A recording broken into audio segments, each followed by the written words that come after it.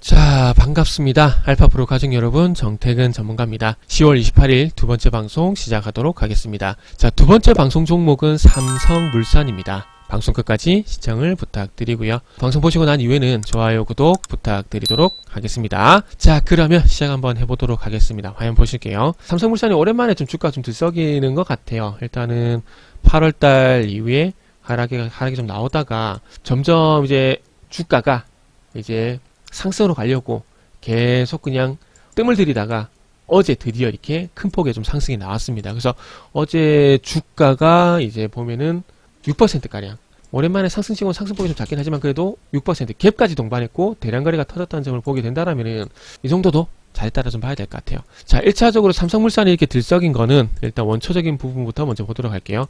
일단 실적입니다.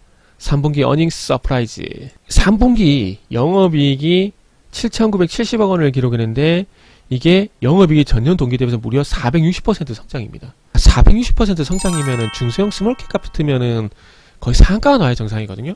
그런데 삼성물산이라는 중대형주다 보니까 이런 실적이 나오더라도 6%밖에 반응이 안 나오네요. 조금 아쉽습니다. 그래서 어쨌든 건설 부분이란지 바이오 부분 이런 부분들이 상당히 실적에 좀 긍정적인 영향을 줬다 라고 좀 볼 수가 있을 것 같습니다. 그래서 여기 보시면 아시겠지만은 건설 부문 영업이익이 3,240억 원을 기록을 했고 이게 또 흑자전환.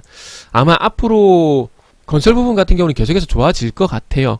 삼성그룹 내 어떤 투자라든지 그리고 이제 중동 쪽에 네옴시티 아시죠? 이재용 부회장과 빈살만의 어떤 정말 개인적인 관계 이런 것들을 본다라면은 어쨌든 냉정하게 윤석열 대통령보다는 이재용 회장의 어떤 영향이 더 크다라 볼 수밖에 없을 것 같아요. 그렇기 때문에 네옴시티에서 수주를 받기 위해서는 전 개인적으로 이재용 회장을 활용을 해야 된다 이렇게 생각을 하고 있거든요. 정말 어마어마한 금액의 투자를 사우디가 하잖아요. 그러면은 어쨌든 수주를 따오는 게 일단 먼저 중요하지 않겠습니까?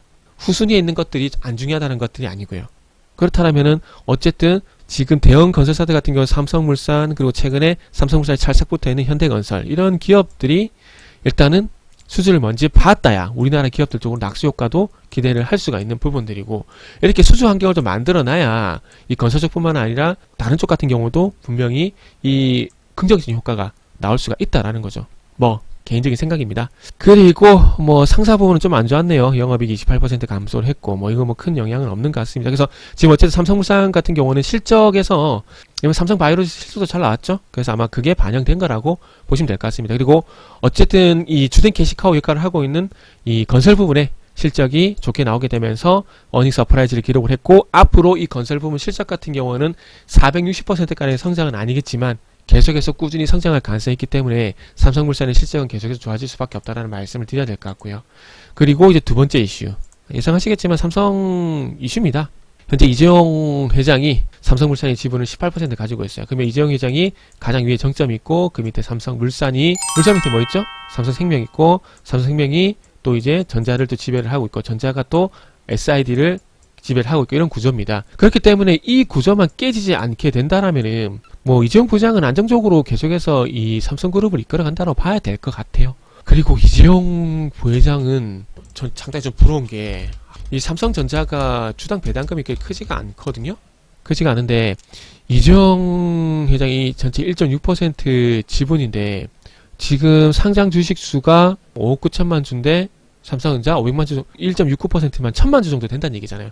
1000만 주 정도 되는데 거기에 삼성전자가 한 해 배당을 얼마를 하느냐 한 해가 아니라 분기 배당 지금 현재 한 것도 보면은 300원씩 하고 있거든요.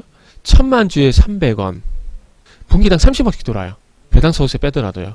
그리고 지금 뭐 삼성물산 같은 경우도 18% 지분을 가지고 있죠. 지분을 가지고 있는데 삼성물산이 배당 수익률이 어쨌든 지금 2021년도 3% 정도 되니까 이재용 회장은 뭐 그룹사에서 연봉을 많이 안 받는다고 하더라도 가지고 있는 지분만 가지고 배당이 나오는 것만 보게 되면 참 한 해 어마어마한 돈을 좀 버는 것 같습니다. 그래서 제가 이재용 회장이라면 이 구조가 안 깨졌으면 좋겠어요. 이재용 회장, 울산, 그리고 이제 생명, 그리고 전자, SDI 각 돈 되는 계열사들의 지분은 다 가지고 있죠. 다 가지고 있는 상황인데 어쨌든 이런 구조를 앞으로 개편을 해야 되는데 어쨌든 뭐 컨트롤 타워를 하나를 만들고 뭐 지주사를 갈지 어떻게 할지 모르겠지만 어쨌든 정점에 이재용 회장이 있다고 볼 수밖에 없을 것 같아요. 정점에 이재용 회장이 있고 그 밑에 이 물산이란지 생명이란지 전자란지 SDI를 이제 컨트롤하는 지주사 성격의 어떤 회사가 있을 수밖에 없을 것 같습니다.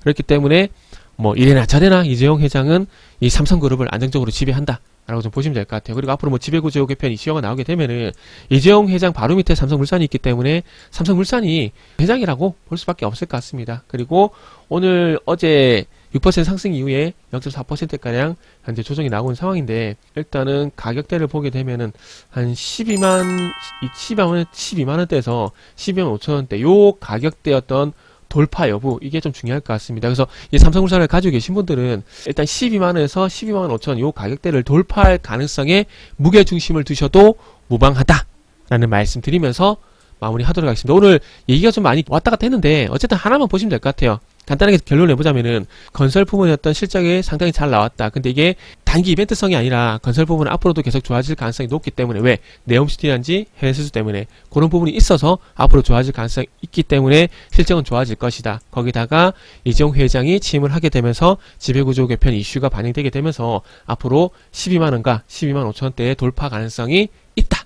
라고 말씀을 드리면서 가지고 계신 분들은 홀딩, 관심 있으신 분들 같은 경우는 조정을 이용한 매수, 중기적인 관점에서 홀딩 이렇게 말씀을 드리면서 마무리하도록 하겠습니다.